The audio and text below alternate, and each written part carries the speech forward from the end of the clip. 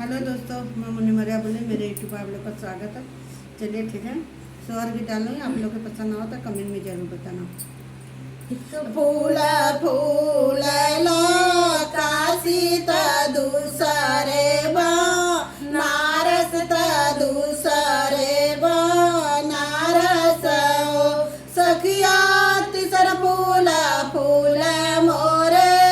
अंगना चाऊत मोरे अचरा चाऊत मोरे अचराई ओ सखिया तीसर फूल फूल मोरे अंगना चाऊत मोरे अचरे चाऊत मोरे अचरे यह चार फूलवा जाऊ मिलता ता शिवा काचा अमानवती उता शिवा कामा नवती हो सखिया ये चार फूलवा जाऊ मिलता ता शिवा कामा नवती उता शिवा कामा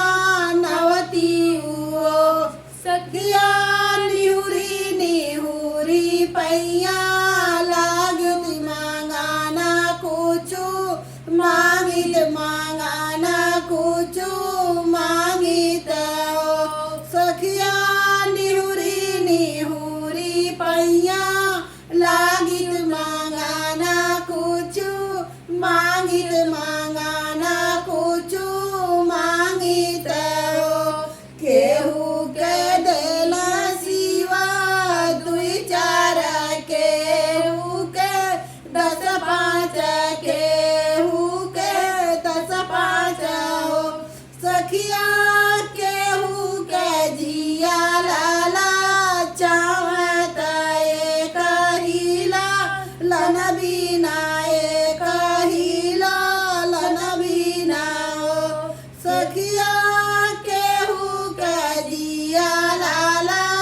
चावत एक हिला लन बिना एक हिला लन बिना हो केहू के दिया शिवा दुलभात केहू के सागबात केहू के सागबात हो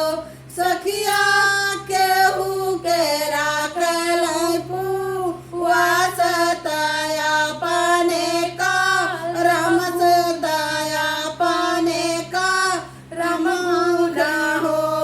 सखिया केहू के राखल पुवास तया पाने का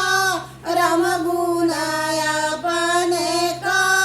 रम गुना हो अमावास के फल